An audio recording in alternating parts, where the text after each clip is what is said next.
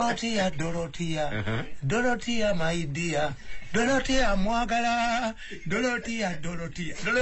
Tebamu kunana gwanjaga. Tene bwoduka ku nsi nolinya noga nti nkoye nsi nolinya ku kiswa guloba ku nsi. Ina jagenda kuddukira. Kamilion toge.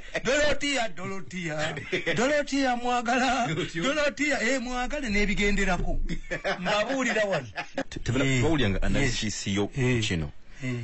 Omwana ono, omwami ono. Dr. Jose Chameleone. Ajja kubwa road mayor. Tewatu analysis ndaba ya Chameleone. Ennaku ezo kati yagamba nti Chikeri nawandika ku tumukunde nemba gamba. Tumukunde gwemanyi gwe namanya mu 2 si yono. Ona inesha amugobye. Nembaga nti Chikeri bwalaba kitambula emisana kubaka echi kigoba. Abo babobi wayine bagundi bayine bibagoba ba Chameleone. And the strongest weapon a mafia has on you is exposure. Ndikati batandise okuba gundi bad black nga agamba Parliament sente sazifuna ekyo kitegeera ndikati the target bobo bamala okukukozesa they destroy you, they rape and strangle you. Kakati oyo gundi Chameleone ayina byadduka into politics wanji mukazi we Dorothea buyadde yowawe tebamukwata n'enjaga. Dorothea tebamukwata n'enjaga. Anti mafia ekumanya. Ngoloza singaze mafia ina kyemanyiko singa tembetente. Mukazi we Dorothea. Dorothea my dear.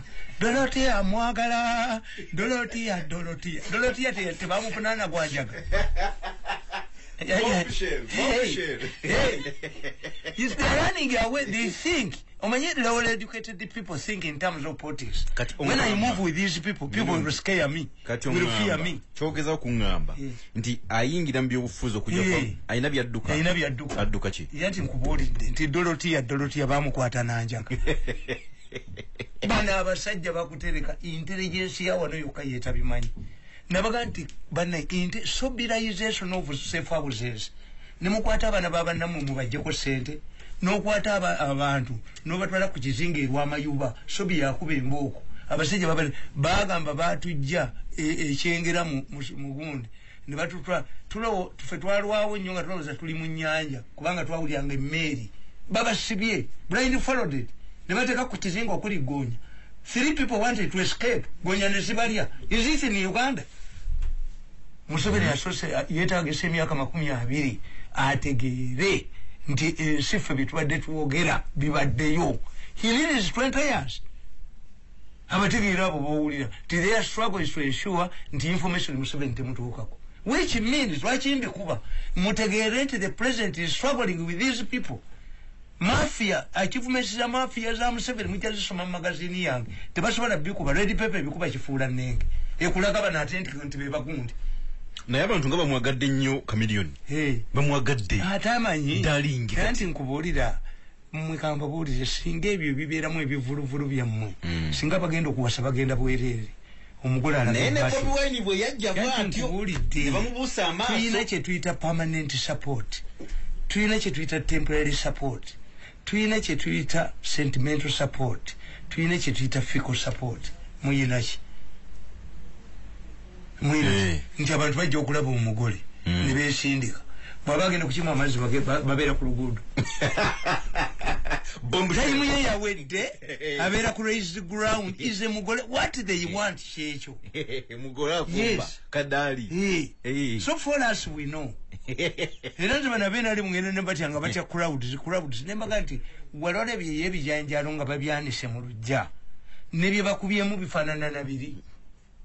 Mpulira Nalufeenya Abaganda bakuga nti akafeenya ebbuga lya Labisi ogule kutya ya akafeenya ebbuga akafeenya omwapa Nalufeenya akafeenya ono Jona bituvunulira Omuganda akugamba nti kafenyere nti akafeenya ebbuga lya Labisi ogule kutya y'ebbuga oba doodo mukazi wayireetera ku source.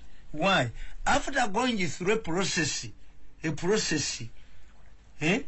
okola ki?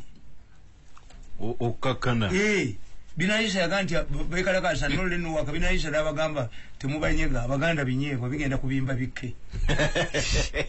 Walaba kunkungana za federal. Federal namboze chairman wakachiku kabaka akitaka federal yajja nembwa namboze okujja okulayira yajja nembwa okuyiga federal. Can she mention federal today? Kankungizo mzindalo guno. Can namboze mention federal today? Okay, boyaje okulayira. Namboze came with the hunting dogs. Escorted ntiaze kuyiga federal. Can she mention this now? Atali ku radio. 5 years ago. Politics is a game where extra time is dangerous. This is why the America bakugantu bayina kye bayita the October miracle. Akaluko kwa America ka deciding mu October. Tikakati bano COVID-19 yakubya ababaka ba parliament abenale. Babadde batambule bweru ne bali akasente nankabiro na jinga bawambe mu 7 bamuliyeko sente bakole ki. Kati bati akalulu abenale mbati akalulu. Opposition bati akalulu kati yemva nkugamba ndi president Museveni sebo ene embeera gitulimu ya mugole gwe batuto okuwoowa nga kubumbi gwe bawoowa naawo tewali ayagala munne bayinza okupacha gundi oluyi imam bonna be batutte mu church okugattibwa none of them is interested in the other. There is no person who is interested in the elections. Ekitegeza they have a president here kayita ina muvuganya. These MPs fooled themselves by jumping on Museveni. Bamu jumpingako ne bakola batya. Kati they are going to mess up the whole thing. Having a flag, a party flag, okuja konga mugamba nti obululu mumugendo bukunganya mbandu like money. Otherwise gundi flag ate kigendo okubeera we kigendo kuleta akavuyo emundu zivuge kugaba bintu kiro. Nti mu abenale mubo basobola okutambuza ebintu mu kafyu mu bitambuze abuna waka buyo kubanga mbagambi all of the key players who are participating in this election, none of them is interested in elections. They are only interested in kavuyo to ignite kavuyo. Abaka ba parliament bagala kwesimbawo bachamani ba 5 tebagala kwesimbawo bana ba candidates bategedde nti Museveni agenda bakubaka kyala land slide. Kakati, if you take a couple to church to get married, when for them they know that they have got an opportunity to divorce themselves in church, unamuja kakatimba mubatula lui. Unabamuteka kingalu ngajiruma. They need imamu akamufulumeka ebweru kubanga fete tunywa mwenge mulabika mwata njaka nyeri kochi mulwani dewan kakati all of the key players in this sport in this generation have come to cause kavuyo baba bulirirawo akalonda Bobi yagende infact kalulu mukatabo kange mbabulya ne mbagamba tukirize enkungana zikubwe nenga twali atambuza abantu. Those people who are going to be affected this time can help us to nabaganti mubawaba mission. Give these people to missionary hospitals. Mubawe abayina experience here. Government yebabawe babalabije bulungi. The amount of money we can spend treating Ugandans who acquire the disease during the elections, these many rallies, will save us from chaos. But you know the indications I'm seeing the 1980 situation. The President Museveni yetagala kulonda. Era Museveni ekitabo kyagamba. Nzinali babitandi bibabi kumode kinana. Nzinali njagala kintu kimu bakola akavuyo kabwe. Afune spark off. Museveni nibo bwali muongedde. Nti Museveni bamwongere UPM ngabo yali saba. It was not yali sikyayagala. The same situation beba besigye balimu. Bobi Wine bani. Bobi Wine cannot be a threat to you kubabaka ba parliament. Never cancel us. Otherwise, kuba president aliko. Bobi Wine nakuzino wamuvamu. No. Anti really muvamu. I'm a realist. Nabazuuli ya programu zangu. Ndio musajja bagamba abakubo. Nti kuchoba president taliko. Mirundi bwagambi. Ababaka ba parliament ne bakansala kyovala DP erwana nnyo baseguna.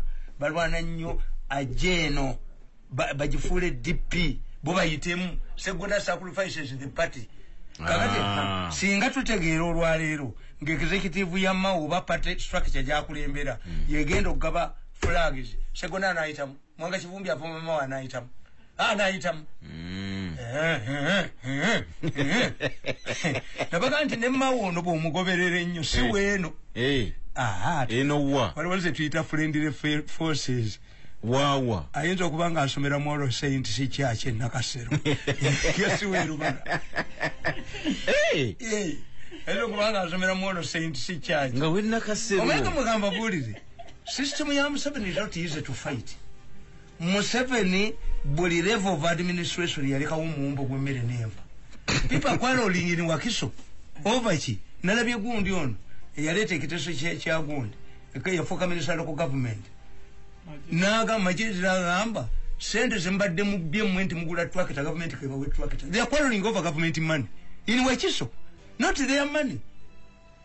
Bwanika naye ayagala walaba wa system eyamba opposition neyamba nono universal education yani in fact Museveni yatta aji ya opposition to take a power. You cannot agitate for power when you are comfortable.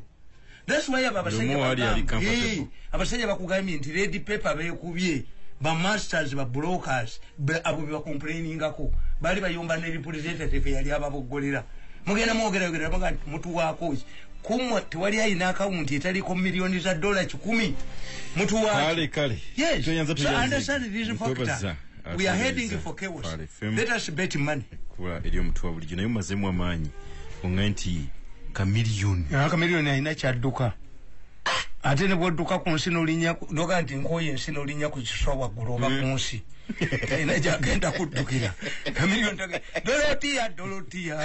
Dorotia mwagala Dorotia mwagale n'ebigenderako mbabuulira wano buli muvubuka Munnayuganda gwe mulaba nga ayina ebiviiri atambula n'omuzungu abazungu baddira enjaga ne bagiteeka mu nviiri z'abo abaana ne bagitwala ewaabwe ne bagimeretinga nga bwe mbagamba nti you look if I was a serious investigator in the Uganda police, how come that the disappearing of children, the murdering of children corresponds with an upsurge in construction, building construction?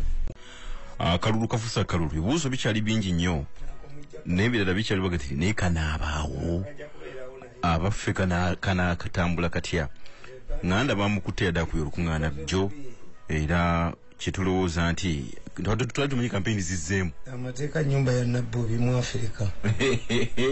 A law in Africa is like a cobweb.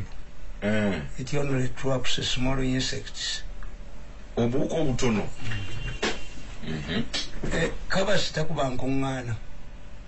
Ezisemba bule in Rwanda. Eri mu Uganda. Dota wako nalebo kuwesta kutesa takuba nkuŋŋaana. Zadi zigayizinga nti asomesa development kulakulana in Africa kasoko mu kubeera ekiyenje amateeka nga gakwata. That's why people who commit atrocities are arrested after their government has gone. What do you mean okubeera ekiyenje? Anti ekiyenje mu nyumba ya Nabbobi kiyita mbuyisi. As long as you were Chiyenje, in Africa, you were cobweb. The laws in Africa are comparable to a cobweb, which it traps only small insects, mosquitoes. Katibobovere Chiyenje, kumateka tekakwatako. African leaders or governments react ngomu kubakwatiddwako. Lubavai. Nti luzige bamukubya bameka. How many people? You realize death in Africa when a prominent person is dies. That's an African way of doing things. The modern society, no mejizimbira ku feudalism. Feudalism kitegeeza some people live a better and higher life. Nti abekampala mbavire mu ntebe batole. Mujulira abekampala. Abekampala basuzeewo bebakumye omulambo.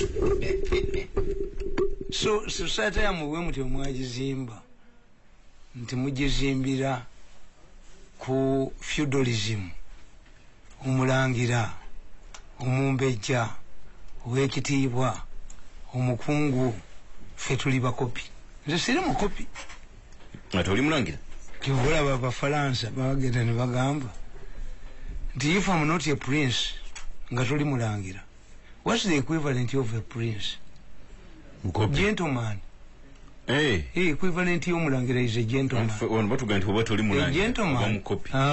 gentleman ye muntu kubanga baali balowooza bw'osoma Plato yali agamba Plato yazaalibwa mu myaka 305 BC kale kyekuwunyisa nti n'aka akatabo BC ogwo gwali mwaka gw'abagezi beereere I don't know why kuba neshanzwa akatabo ke yakawandika BC the Art of War 350 BC Plato ye yali alowooza ye yali mulangira n'alowooza nti naye ebibuga bino lwaki birwanagana lwaki bitta abantu why do we have interstate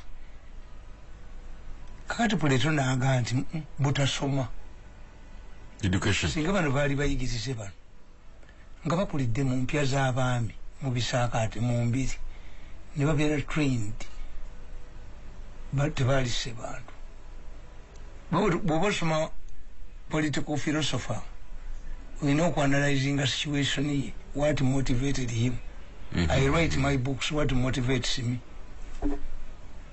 gweza kubanga ofunyamu accidental benefits kakati Plato naga nti a king must be a wise man, a philosopher king surrounded by a council of wise men. Kabaka oba omukulembeze alina okuba omugezi philosopher ng'ali surrounded ne parliament oba bawe bamugezi abagezi. That was Plato.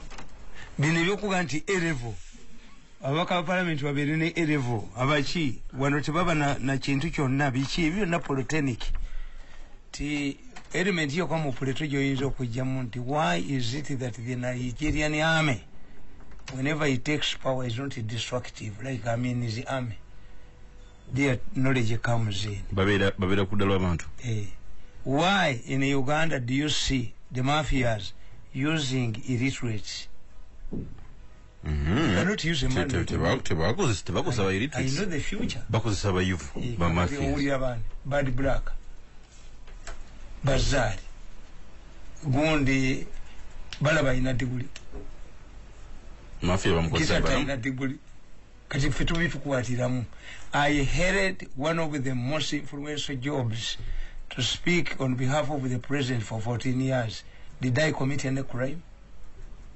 I know the future. The Westerners, you cannot see them. They have properly insulated themselves. Oyinza okuba gota nabalaba. Nkubuli tobalaba ku scene of crime. Abategevu gwoloza nti mubanyako mu Westerners temusobola kuvaamu wasira ne kakoza mutale. They control. Bamu controlling. They know the future. Northerners babonabona nnyo batwalako okuwandika mu magye lode ne ku mawunga nkalu mu Northern Uganda under this government. Nga bapeyinze ekimala faba mu center feta nalaba agayaye era faba abagezi tebatukozesa no if you want to be darling of the mafias gwebira nga tiwasoma ne bakuwaana ne bagula timu zaabwe ne bakola ki vuma ku Bobi Wine kola ki lwaki bo tebabikola they know the repercussions nibivamu so ekyo gundi nti a law in Africa is like a cobweb. It only traps small insects. But a law in Europe and America and other diverse countries is like a blind kid. It doesn't know its parents. Etteeka terimanyi yaliko. Ebungeeza waliwo omusajja nga bamuyita Lord Archer. Lord Archer nga musajja wa maanyi nnyo nga yagwa ekibiina kuba Conservative Party send. Kakati abagenza okukyakala ne malaaya. Ne bamukuba ekifaananyi ab'amawulire ne bamuteekamu. Yina mukwano gwe ne yeegana nti sinnabeerayo. Ne bagenda mu kkooti ne bamuwa damages £500,000 damages nezibalimu gavana ne mukwano gwe Lord Yacha bamukomera. Lord Yacha was put inside. A law in Europe and America, highly developed countries, is a blind kid. Never no bakola bano. Etekale terrorism omusajja bamitanga Kena Pojoko yalikola. Ba libamusibira mu terrorism. Mugolo terrorism yazekati. Omuganda kyagamba n'odani Muganda who never went to school. Yabagamba nti gyotega amaggwa bwe baba kufubutula jodda. But when you are in politics is like a frog in ekidiba. Bwe kibeera wansi w'amazzi tegitegeera nti gakendeera. Mwabayitawo mumutegeera nti kituuka ekiseera ne kikala nekiddukamu. That's politics. You cannot understand. Nti otunuulidde ennyonyi ng'ezo mu Asia mulimu abantu 350 erina ne kalina obunoga nti ffenna baatutonda okufa olunaku lumu neetikka tuleera neziteekamu bokisirenoga nti can it crash? So mulimu ebintu nga bw'obibeeramu bwe muba munoonya omwana ne mukyalawo, does it dawn on you nti waliwo abakazi abafa nga bazaala? Ekyo tekijja. Oga singa abakazi balowoozanga kubafa nga bazaala twalizaaliddwa. Abwa Katonda yakola mayindi y'omuntu nti abantu batono nnyo abeefumiitiriza nti what I'm going to do tukiyita meditation imanaleke means okukesaawo mwenda. Kakati mmwe bino byonna you are suffering because you don't understand the mafia. And in fact all of the troubles you see kulonda COVID-19 yani byonna completely irrelevant. Sibye bikulu. No, you are only treating symptoms. Ensanja bavugira amafuta. Ojikuteko nebikola byennyanja. Ensanja bavu kiwundu kyekyagirese kutajjaja bakiwundu tevaawo. Ani yanze mubuliza munda, ani yokimanyi kyobuliza munda, ani yakitegeeza nti ekyenda kyo kiwanvu okusinga olubuto lwo. Era bwe bakusala aniya balina nokusala emirundi yena bakizaayo buzeri nekiterera awo ne basibawo. Tulina tekinologi asalako ekyenda nakirondere popo John Po gwe bateekamu pulasitiika era ng'alya muceere gwokka ndi gwasala ekyenda. Ani yanze mubuliza munda. Ani yabamubuliza munda. Ekizimba ebizimba bikubulire munda oba nkyabize waggulu. Jajja ekibulize munda kale ssebo. Ekizimba kirina we kyafudde. Bateekako emungu. So simplistic way of looking at things kyekibatawaanya. Nti mafia yayonoona wano neewamba buli muntu yenna intellectuals baani bonna. Era nze mbabuulira I've already written nti akalulu kano mujja kukakola nga bwe mukaagala, but I'm predicting a chaos. When I predict 10 things, salient issues is defining akalulu kano. Ebyo byonna temuyina. Nabagamba nti mafia ekozesa ekintu kye tuyita deception. Nolowooza nti bakola kino nga bakola kino. Mafia ekozesa ekintu kye tuyita reverse psychology. Reverse psychology means I dupe you into doing something thinking that you are benefiting from it when the enemy is benefiting from it. Reverse psychology olina okuba nga oli mugezi nnyo, highly intelligent to understand reverse psychology. Expert wa reverse psychology wano Museveni asobola okukuleetera bonna basome beesiyinaga nti bonna bakone naye nga talina solution. Kati omuzadde abadde talina mwana we agenda kusoma atamanyi nabye basoma, ye oyinza omugamba nti ye okusoma kitegeeza mwana kuva waka n'agenda mu ssomero. Kakati osobola okudefeatinga Museveni. Can you defeat Museveni? Anti abaana abagenze anti reverse psychology bagenze ku ssomero. Omuzadde kyayagala kakati ate gwe omuyita bonna bakone. Abataalisomyeko basomye. It does not matter biki byasomye naye avudde waka. Ye avudde waka. Kakati gwe ayeeruuzaawo n'otyeruuza. Oli awinins. Museveni n'ategeera nti international trend kati eri kuki. The factors that influence international relations, the terrorism, deploy soldiers to Somalia, nganda naga nti buli mujaso wa Uganda afire Somalia nsale nkoko. Are you in line with the international trend or not? Ani agwa yeye agwa bagugwa kitaga alazobu obose Uganda. Any country that cannot commit its children for overseas or domestic interests is not a state. That's why the command of NATO forces is an American general. The standard weapon of NATO is an American weapon. Abazungu bazala omwana omu lwaki bafira mu Iraq? Where are the Americans dying? Waliwo mu Iraq libafanga buli lunaku nga battayo omwaka mulamba. Yali defense secretary Rumsfeld yagantu ongereye emitwalo 10. Bayina omwana ogwo. They know the importance of America being a superpower. They know the importance of America being an international policeman. They know the importance of their dollar. Ndi Iran kaseta ndiko kutunda amafuta naga ndi ngatunda mu euro bagatika ko natti. Bikiba nayo gane batalaba mukalulukano. Kakati ffe ekyokubiri ekyokusatu ekisinga obukulu tukiyita Trajan horse politics. Naye mutegeera. Otuga nti bakosa deception ne bakosa reverse psychology kati tuga Trajan Museveni bamuzanyira ku Trajan horse. Yetya. Trajan horse je twakijjo kingeza mu byobufuzi. Tukugamba wano mu katabo kange nakugamba nti the Trajan politics of the Trajan horse. When did I write it? Authored Sunday 17th December 2017. Olubiri lwesaateekako kuba nali mu lubiri lwawa gye watuula. Nakati nkugamba, a story is told of a king who plotted to kill his rival from a neighboring kingdom.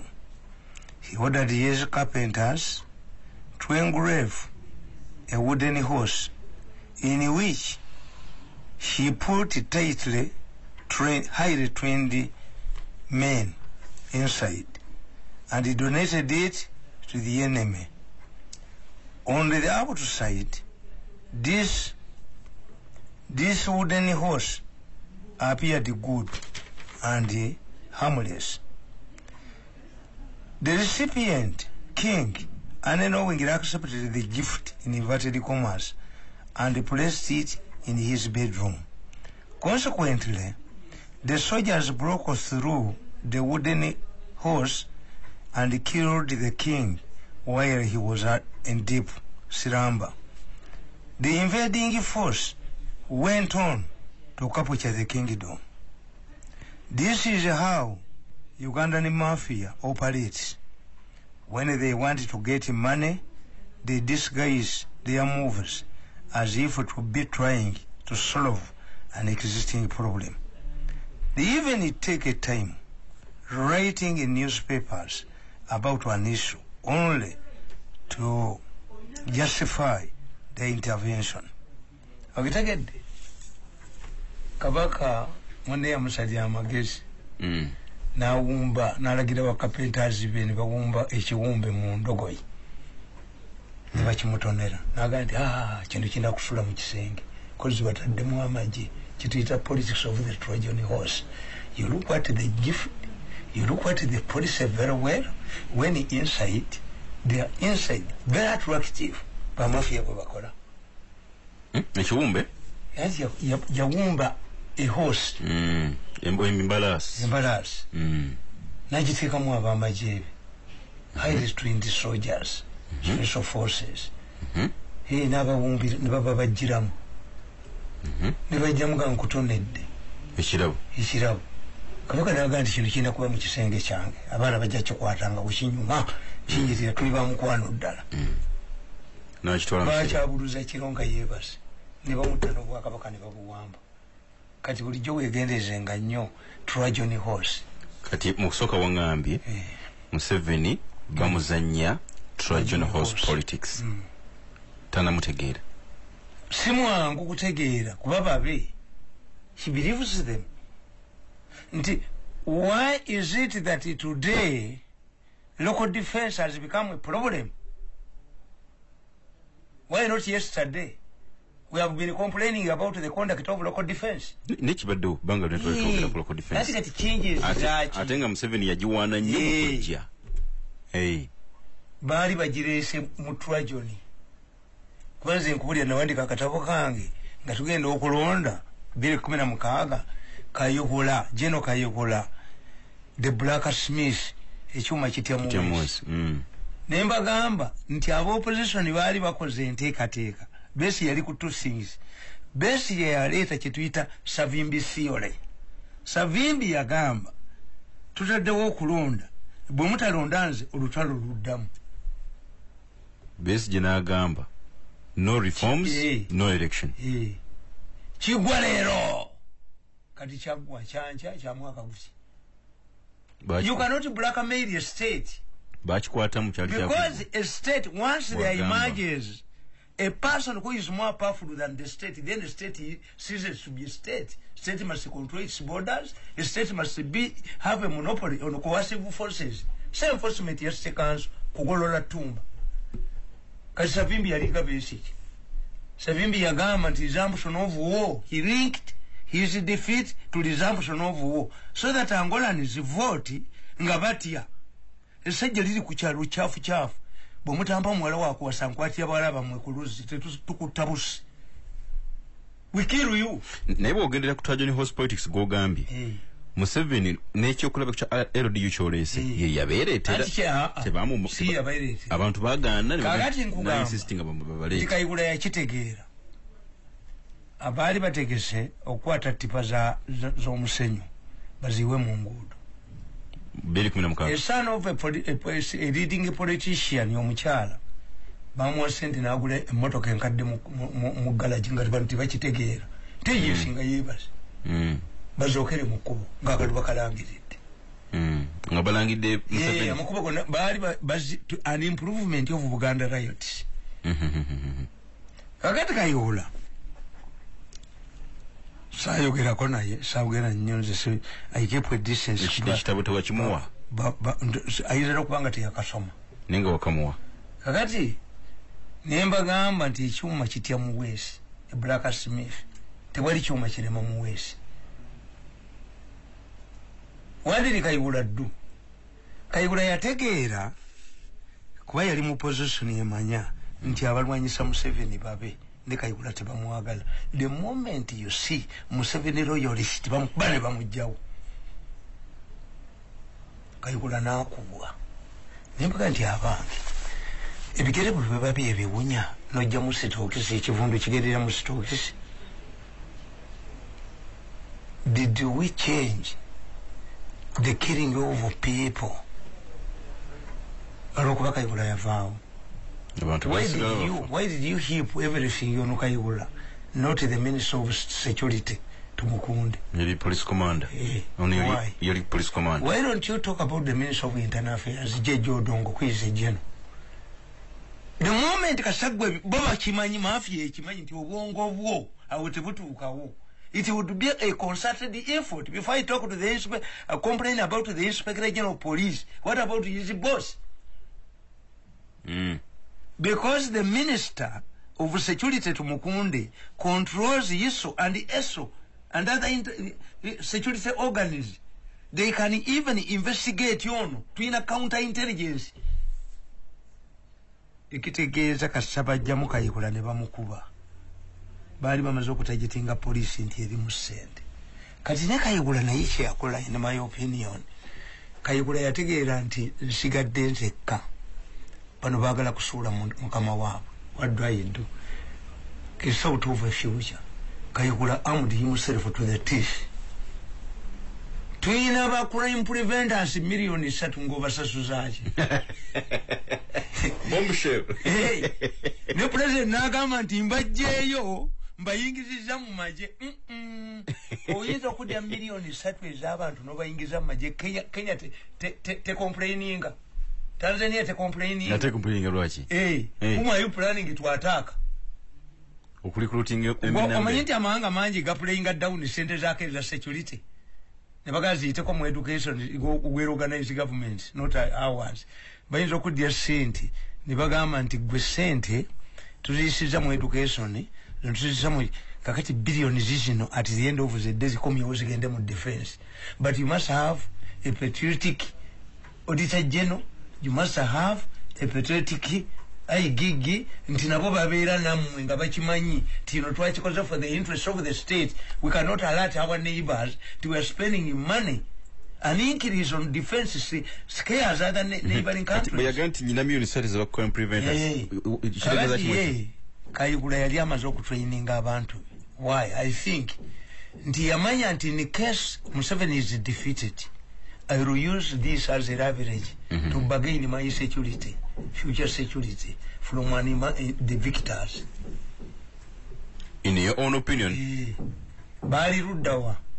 Bali ba training ibwa mu college. What was their doctrine? What was their agenda? It was a cult. Yali ya muntu oku. Nebaga ne mutawani we yajidumira. Kati bajiyoolayo. Mujiyoolayo mu manya agenda yayo. Was it an official that security government sat to create crime preventers at the tune of 3 million? Yali nteekateeka ya security agencies. Ayitia. Okusobola okunyweza ebyokwerinda.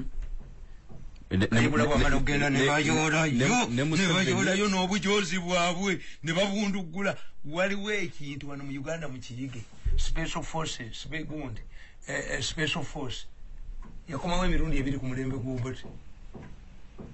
Peter Otayi bw'amala okutegeera nti regional army erimu Muwanga, erimu Okiro, bakola special force. Basajja bawanvu bateso. Bayambalanga uniform ndala. Aba special force. Ogere Luweero bayitayo bati. Gye baabeera Nkasenge. Aba special forces babeera Kasenge. Agati special force olw'okuba abantu baafa nnyo Abaganda mu 66 abasinga okulwana olutalo baali beeruweero 66 baagenda mu lubiri bamunaanika ne bakuba engoma ne batta ente 3 ne bafumba emimbo gy'emmere ne badda mu miti waggulu mu mazivuga. Obusiru bw'abasajja b'Obote baali tebasobola kubuuza nti nga Kabaka mumuggyeko ate abe bamunaanika mu lubiri basanyuka bati. Bano abasajja bajja babalengera mu miti waggulu ne babaga nti batuuse ne badduka. Gano gatuukira ku mmere. 300 special force people baafiira weeruweero ebamunaanika mu lubiri.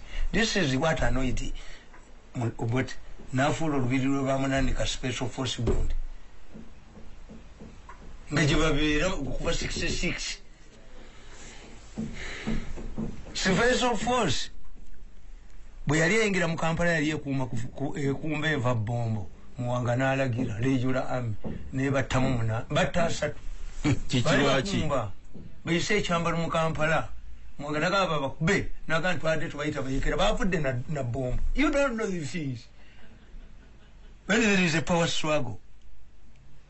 Kakati special force weno government bwe yajja Kiiza Besigye ne Dr. Ssemwogerere ne batuula ne bagiwera. And because it was in Teso, that's why they started the LPA. Bunda babayoola ne bagenda. Ne Besigye yaliko? Lwaki bagiwera? Anti bagiwera bano nga bazze. Ya Peter Otayi. Eventually it regrouped nekola LPA Teso. One of our celebrated generals was commander, yali commander wa LPA. Kakati kyenkugamba kiki nti okusikira ekintu nga totegedde eimu yaakyo and ideology tosobola kikozesa. Local defense ebalemeredde. They would rather train theirs. Kubanga wala balowooza nti okuleta local defense. Because this was not a national institution. Singa baleetamu amagye ne gadda. Yanti yali national institution. Bateeka butesi kintu ntwala. Ye Kayihura yeeterawo ekintu kye. Crime preventers million meka. Abo bokka ne bwe balonda ne bakuwa akalulu ate oyagalayo bumeka. The president Kagame agamba nti awangula ne 99%. Yes. Do you need a special police? Because these are adults. Bakuwa 99%. kakati percent emu esobola okutawanya eggwanga nga bali bonna ba supporters bo. Kati 3 me a figure when I sit down to analyze 3 million people nga abali research yali abali research bali makaga bwe nga baddayo ekabali kibano bayula buyozi bayingidde mu maji. How? Allah mwayingiza twa Johnny Horse. I'm not saying that Kaigula had intentions. What I'm saying is he realized that many people he would rely on were interested in removing Museveni. As a royalist, he stood alone. Namanyanso nje standing ze bomo mfiride ku musajja ono era nga bwe bakola bote basiima asante ya punda ni mateke okusima kwendoko ye kusamba busavi gwe bakolera ekirungi olabe. That's why it is strange mwena ale emu abakoledde ekirungi bakuba mukube. Is not Museveni, is not a policy. Mafia yekuba ne kujjawo kakati bwe baavaawo ne batandika okulwanira sente. Singapore bwe ine akuba oluyimba olwo sente money. Si yaluyimba money. All of these things are a result of money. Ne babala kakati mumanyi tiye budget ya police si nyangu tuyinza kulira sente mulo. Let us create a rival group in a budget sente tuzirie police nebeera relegated manya bintu ekitesa ni akireta bintu ebimu birungi ani akitesa mafia etuula buli lunaku era aliwo omuntu wange mu respectinga nnyo yange nti obutambi bujjeewo ne mugasijja kubujjawo saya muwakanyiriza oba obutambi bujinge. Why should people bother about butambi obuli kukundi lwaki mububazalinga kubanga mbamanyi nti once a mafia suffers a setback efuuka humble. That's UPC. When UPC is in power the radicals take over. When UPC is not in power you see the gentlemen. This is how the mafia operates. Ogwe lwaki wagenda mwene BS oweeyo sente bilioni 10 nti mirundi atoninge down alema kutuwogerako. Lwaki eyo kwolo tiwagenda woli gyolaga kati ng'obutambi bukukutte mbu mirundi president ambadde omulimu omugundi ate mumuwa muteeke mu category mbwankozesi bidi ayiga nolinjo kuto singoli wakajiji webase kanoneka ganti simanyi mu New Vision mulimu omulimu wa milioni 4 emilioni 4 siwaitu inawe ekyo noli kugendo kikwata akaveera ugendo zikule nyoka amagufu okole nago ngotabuse. Yes, anti nkugambye nti when after humiliating you nti buli muntu gaba humiliate nze katolaba nyanzi bamu humiliating ndi bagaba mugende bamukebera omutwe Stera nyanzi kati lwaki bamulwanira mukebere ku gondi yange mulimu ekifaananyi kyabyesiike ku birthday party omuwala ali musi muganda wa nyanzi omuwala oyo akolawo company ya security yeti bagiwambadde abasumali bagundi ali shababu yagiwambadde kati nyanzi is important bwe yakalakasa musota. Why do you say that akaluka 221 kagenda kuba mu so kakati ekyo ekya local defense kirikiria bwolabanga bukedde ng'akuba ebifaananyi where have these photos emerged? Ani akuba ebifaananyi ebintu buli bwolabira oba local defense akuba omuntu oteeka mu mawulire. Nanti embeera ebaddewo ya local defense nga bakuba abantu.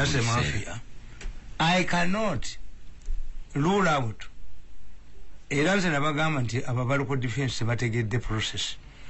There is a time Luli president yali agala abantu badde mu nnyumba dispersing. After dispersing you change. You do to public relations. They already gone there. Yes. Naye nga tukyetaaga force abantu bayingire mu nnyumba local defense yali esobola okukola. Kati in my opinion era wajiwana wano ngoga nti bakoze omulimu. The initial stages we needed to save lives. We needed to change our lifestyles because for the last 35 years we have been living in uninterrupted peace. We needed peace. We needed good. Kakati, when you look at the local defense, what went wrong? Why is it that most of the senior army officers who served under bad armies have contributed a lot to UPDF? Abatagenda kumunsi sijja kuba mentioning, but they know them. It means the problem was not the uniform. It means the problem was not their heads, the bad commanders. The fact is, nasomanga mulembe gw'oboti waliwo akatabo k'amagye naye nga article gy'otayinza butasoma ya Captain Namiti, a lawyer, highly intelligent. Katumba omwana nomulabanga wano nekivugo tuzaliwa sports. What did he do? Babo lwaki basigalanga mu bajjajjeero ngo baalakala? They knew nti bo baategeera future nti Katumba amala asobola agamba abaakubye olubiri lwamu mbere siriimu ataasoma nagali nasambuliya tamanyi n'ayisisi bw'obalabako abamanyi ayisisi bw'ombuuza ayisisi agimanyi nti oyinza okuba nga ova okulambula amagye Somalia omusajja n'agamba nti ennyonyi efunye technical problems let us land at Nairobi UN nekuvunjisizaawo ICC tagimanyi. Katumba knows the ICC and who are targeted by ICC. Kakati bano local defense is not their head. When did it by none kabatia? Local defense ekibaleetedde obuzibu is Waida. Bayagala COVID-19 bamukolere mu ssente. Katandikirawo katono nnyo. Local defense bayagala gikolera mu ssente. Nabaga nti Ugandan mafias operate like baby monkeys. Ti enkimento bwe ziraba ekibira nga kikutta omuliro. Zo zirowooza nti fulemu zizo zituuka ddi tuzizanyise. Kimenkadde nga zitudde wali zigantunaalaga basinga tufuna aguzikiza. Bo bano ba mafia buli kimu bakikoleramu. Neewuunyiza. This is not fiction. Waliwo Sefugunda Isolation Center omukyala yava mu America ayagala kwesimba Western Uganda bamuleeta ne bamuteeka mu Isolation Center. Agent we n'agendayo namugaa twetaaga ndi kuluza twetaaga kino na kino ffe tutandika emirimu akolamu nanga nti byogera bituufu. The woman yesterday was given 3 hours to leave the isolated center, went, inspected the land cruiser, and the payment will be effected on Monday. Kakati, are you serious? COVID-19 has become a Trojan horse. Yes, I should 3 hours. Never dabaganti najenzira mu 3 hours. But Mesa was following her. Kakati, bwe bayagala okukikola mu ssente najjano ne mbagamba nti bakwata boda balina agasajja akagenda okuttibwa kuba bano bajja kudduka nagamba omusajja w'ekiwangala bamukoddomi wange ne mukazi we nga bava ekalizo omukazi ava kuzaala n'amukuba emigo mumina pulezidenti owammwe ne mugamba tojja kuzannya na kabuli gw'oli kofini nga balina akavubuka gaabwe ku kyalo gabakwatira boda nenkubira n'oweerwe nga RDC ne mugagamba oyo Ivan kabuli terwa coffin. It does not pay the coffin to fight a kabuli. Take trouble. Nunga Ivan you wake kabuli you coffin and wake kabuli. Gabaku abantu. Kakati baba toko gamba. Gano agali mu byalo gano agogajja kubona abana. Because obusiru bwammwe agaganda gano gwe beeyambisa agasiru agabeera ku byalo. Kakati baateekawo gurupu yaabwe. Omwana wa boda ne bwaba nga talina kiriko bamukwata nti abadde atisa omuntu. Boda ne bagitwala ku poliisi ne bamulyako emitwalo 10. Emmotoka etannatambulako pulezidenti wabadde agaanira mu mmotoka zonna okutambula bakuga ntugirabye emitwalo aga. And the problem with money ti money zigenda zijeni ogamba nti kanyo kati tukwata abiri olunaku mufune ki tiri abawakanya wabadde balina trick gye bakola nga oli ajja najja nti ye musirikale fe abasirikale baatukkiriza omwana n'amuleeta ne bamukwata the moment you turn the COVID-19 into a gold mine, this is when you lost. Nti buli muntu yatandika okukubira ku level ye gy'abbirako. Boda z'abaana olede kyovula basinza basonyiwa mafia sigisonyiwa gwe kuba olowoozanga pusi nti erina okulya emmese n'ey'olubuto. Why do you believe this innocent boda man should go and sell his kibanja to retrieve his boda nga ddala mu mutima gw'okimanyi tannatwala ku muntu emmotoka epaakinze ewaka tekolangako ne bagijjayo mu mpigi omu naye akovaga genda kudda waago okukyalo empisa enkima ery'ebibisa ogisanga emulago nedda tetugiramba era baki naye muntu balamba nga bwe batta abayusi nga bwe batta agasajja agatambulanga n'aba UPC nga bwe mwattanga abantu nga mwe mugenda era mwe mwafa.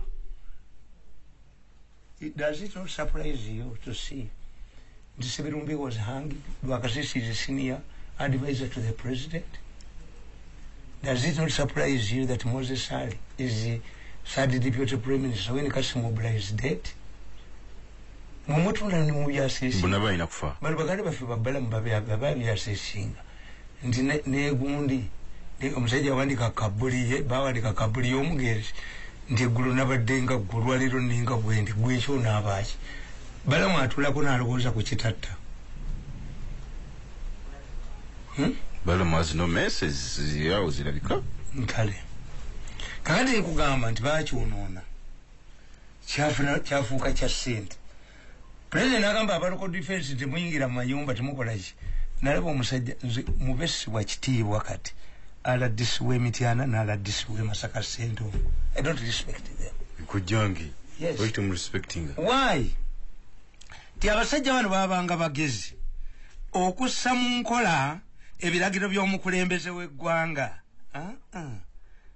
Obite President Museveni simateeka 10. Museveni leaves you thinks that he is working with intelligent people. Misusing a presidential directive kyakolebwa mu Kyoga. Era Museveni yatulagira agenda okubyanalizinga nga byebakolanga si byebyo. This is what has been happening. Museveni yakuga nti kuba omukazi ow'olubuto agenda okuzaala. Don't you assess? Are you not a human being? What's the role of these female policemen, policewomen? We see deployed. In fact, what has helped the president what of an uprising military police? What military police waliwo kamana? Military police. Singa bali kubuka.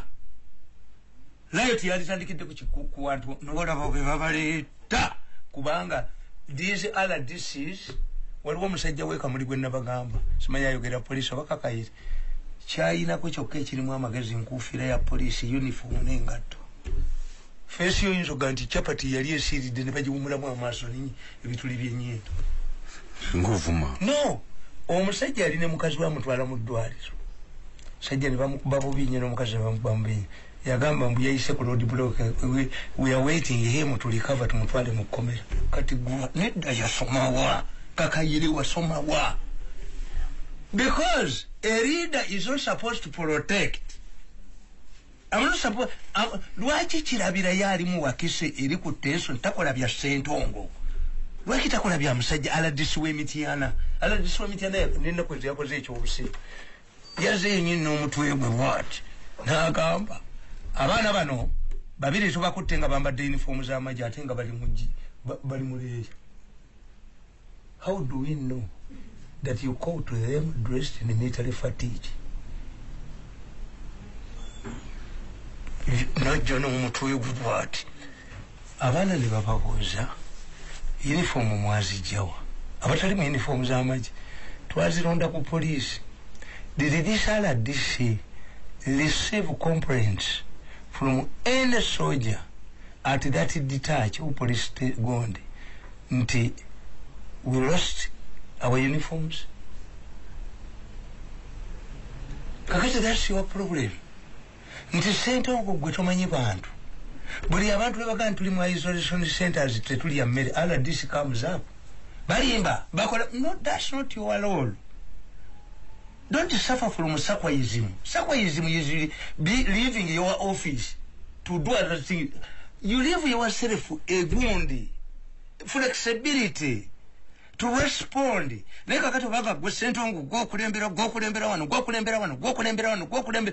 you become part of the problem. Okay. Yes. Dakika 10 ampeza zaukanye kusawa enya sente Singa president atekawo agenda. Twaba tuje ku agenda. Singa president atekawo akakiiko. We inspect all the police stations. What's the presence of borders? Why are they there? Did they come to report cases? Border ichizimeza kugundi yesu. And every border you see, kitegezo omwana atachakola. Atabaje kulumba polisi bwezako omuliro nga badduka. Eziliyo ngebizibiti zogamba. Bizibiti ki? Abamu bamenya because nabagamba nti border is not a means of transport. Is an illegality. Border olaba ko passenger bwakwata. PSV. How can a border an illegality in transport? Border olaba ko bwakwata. Passenger. Olaba ko yesigami. Ambulira. A border ya masanyu. Border omukazi okugituula kayina okubanga yambadde jean era gituulako kisajja because a jean the woman is not easy to rape. Atali mu jean. The ruling was made in Italy. Atali mu jean yakola ati. Bamukutte yabadde mu jean. Abo bawini byanyima ne bakasuka n'egundi ne jean zaabwe ku embassy ya Italy. You have forgotten. A ruling was made. It is not easy to rape. Omukazi ali mu jean fights back. Border inokuteka kama matala. To know what weather tajiraba. It is a motorized wound. Object moving. But after destroying the UTC, after destroying the Uganda Railways, twaina kayola wanonga etamu z'abantu. And what embarrasses you, abani vision we bagala okukola emikolo train zivaayo. Naye muli basajja. Kakati today, ababadde beeyambisa aba police abadde beyambisa abaloko defense obabbira sente baladisa abadde beyambisa Museveni tabakuteeko. No. Santongo should answer. This Mityana man should answer. There is a woman in Kayunga should answer. These are the issues who have been defending. Abayolerewo. Kale. 13 dakika zaukanye kusawa enya. Wabwe tulaba mugisha muntu ya fishinzeeyo mwiru Bobby Wine abantu bagenze massively okwewandiise uwe nalabye Chameleon na yagenze ngokanti mpaka tejja kubeerawo wanje lwaki bakola organization nga baga nti atokulonda kweyongereyo obani this is why bakoze kidala nga tewali when you read my book Scientific Elections Scientific elections. We are heading for trouble. Bunji nyo. Chaos. I'm seeing chaos ahead. One. Nti COVID-19 has been exaggerated. At this time, twafuna a war task force. After battling COVID-19, we would have a new team in approach coexisting with the virus. Iramba Gamba, don't praise yourself. We are helped by two factors, the Museveni factor and the international factor. The information jamba sibano simanyi Museveni sarati sabo siraba muno tewali yali yakoze empisoti wali yali yakoze kikwanso Tuchita misnomer, something that appears to be when it is not. These Europeans and Americans packed their propaganda. Propaganda is not telling lies. Kati olwokuba twalabanga abantu abafa mu malwaliro ne tulaba Queen Kamukutte ne tulaba ani twali scared. As things change in Europe, the original, the source of this well-packaged information abantu bali relaxed. This is your only wound. You are not telling the people the COVID-19 wa amani. nga negundi muzibye n'amata kampuni neri gwe banene bwemba mubbi nti asinza kubba nti kampuni yange yegenda okutwala omulambo, kampuni yange etwala abaana ku ssomero okukola ebigezo, kampuni yange etwala omulwadde mu ddwaliro yagenda okuzaala. Ebyo tobibbiramu, you suffer. Buli omu akkolimira.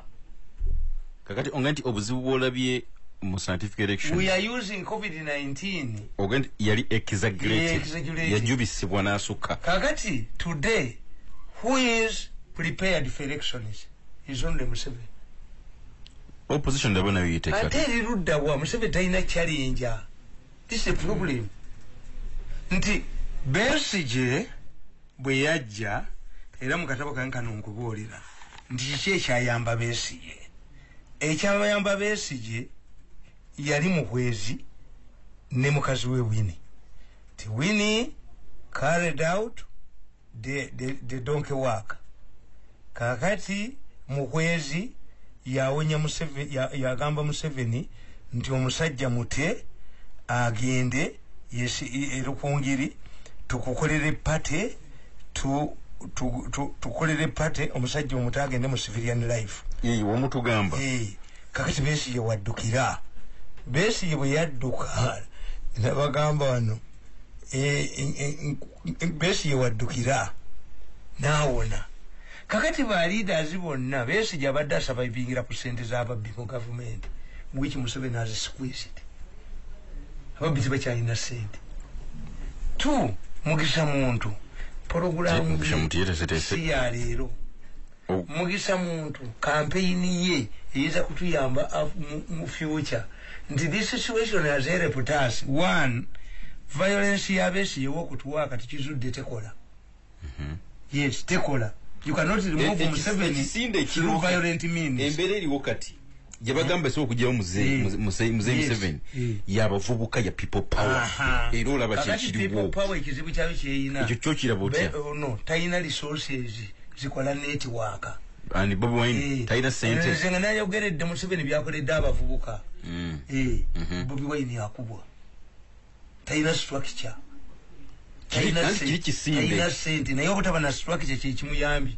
Kyobulaba mbaga nti eno slogan tulwana nayo muzimu. Omuzimu bwe guba gutuga abantu n'ogenda we bamuziika n'ojja ku olubugo. Tuyina ky'obukoze okutwala kusaasira ogula bazaali ogula baani you are wasting time. Omukazi ow'akabina okumubbako ebikooyi akabina ke kasigalawo. Bombshell. Bobi Wine akabina ke weekali nti alina kozi yaki era bamutya nnyo. Omanyi bano they don't know. Bobi Wine bw'agenze ku leediyo okwogera ensi esiibye mulindirira. Tell him to go back twice. Emirundi ebiri tebaliiwo. Era bajja mulinda. When Bobi Wine is in an area, Besigye goes to another area mu presidential elections. And another person in Mbabazi goes to another area. Which means the three of them they were addressing at that particular time. They were opposition. But when it comes to voting, they are going to vote different. Chiringa bola bente. Ente fabalundi ya mchibuga. Umulala abera ne ganadeni. Eza mirundi ziweta. Eza gunne ziweta. Alina nokutoke wenga tayina. Ne mirundi katono nnyo. Omwana ono Bobi Wine. Abantu nga bamwagadde. No. Kirabika. Lwakuba nti bali noyize bavubuka. Ye mupya kubanga you cannot Besigye. You cannot fail 5 times. Chola Besigye abadde akoze olukwesoka nata FDC n'agiteekamu toyinza kujjako Kiza. Kiza smiles.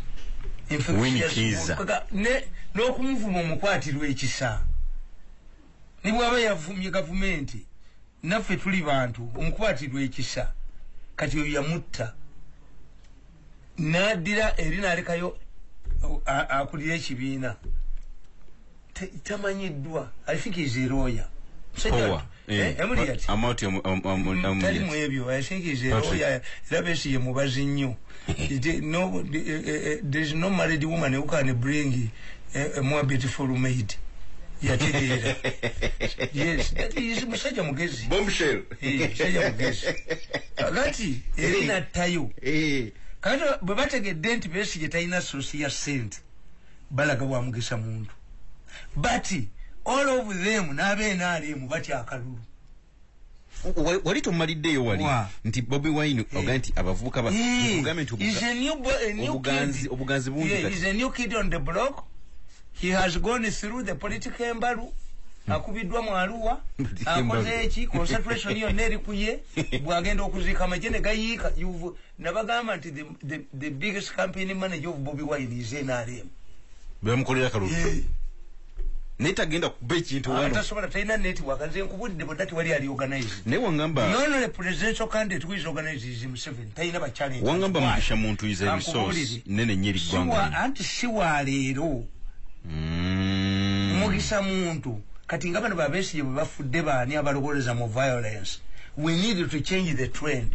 Tuiza n'okufuna ebibiina bibiri, Republican ne gundi, Conservative ne Labour. Kubanga Museveni atukunyiriza abantu bano bonna. Lw'okwati Museveni's achievements. All of the institutions which were making noise, Mbabazi yasookera mu ekereziya n'alangirira Papa. Alinnyayo kati. Besi n'agenda e Mengo n'atwalayo n'enkumbi. Sabasajja Kabaka ava besise nga besi jali kugundi ku kidyeri. Sabasajja Kabaka n'agenda e Ghana. Musanji wa Kabaka simanyi edisi byennyima nani. Dazi besi yotu Mengo. Minister of Better Trade yatunga e Mengo. Ya battering buli kintu kyonna ne federal naji battering. Nani wa Better Trade? As we speak today, Buganda factor is not in the elections. Ekyo twakyogera. Institutions na Museveni yazikubye n'azimalawo. Nti today is it not embarrassing? Abagende wa President Museveni bali religious leaders bali babingwa. Why is it that bana abalokola abo wansi kati be bagitating nalabyemu umwo azitowa bujingo why lwaki babingwa tebagendayo balina endagaano zibasaininga lwaki tebakwata we came here we agreed kakati covid nti ate Museveni mugezi yabaga nti bimugende mutesere baki kuba yagenda obitegera president yagenda bamukettera bagenda okulaba mu isolation centers nga temuli mulwadde n'ogwo bataddeyo mbuzi zaabwe kubalirako sente agenda okitegeera nga dola 3.5 kakati covid nyina kyenjawukanyemu nawe mbulira wano wongambidde ku Bobi Wine ndaba abantu bangi badduse mu pate zaabwe bagenze kwewandisa anti kankubulire nti slogani kubanga naikyo nakyo Bobi Wine bonogira ku slogan nga tulina political party okujjako nga Bobi Wine ayina jajjo batunda who will control them because Bobi Wine is not a party is a slogan kati bazze mu parliament naye ekimuyambi nti nabana ababaka ba parliament abenaalemu nawandika akatabo kanembaga nti akamyufu tekasoboka ekyo kitugamba era abunu proved right kakati bwe kibakoze bas ekibiina ate bakittidde ddala bwayo bagambye nti executive z'ebibiina simanyane zetuule ba minister bo bali suwa nti bagenda kuyitamu sente kati banoonya batuula ku kakiiko akakeenaalemu. In fact wabaddewo n'ekirowoozo nti bafulaga beheraza abakwata babadde yes kakati ateeka n'akalulu kankubuulire ekisooka naye nze mbasekerera. When you read my book, I'm predicting chaos. Why? Tugeze mumanyi nti wano abantu bwe mwasumulula mmotoka ne zitambula abantu bonna balinnya mmotoka kulaga mbyalo waabwe. Mama Fina n'asasulyako n'abaali balemedde mu paako omwo nga bagenda kukola kyate ng'ekonomi bagigudde. If they registered in Kampala and they are now home, will they vote? Ekyo nakulira ebyokulonda takirowooza nako. Omuwendo gujja kusalika. What are you going to do to a voter who left Kampala after registering in Kampala? He went home. Oyo tagenda kulonda. Ati awe wali akavuyawo.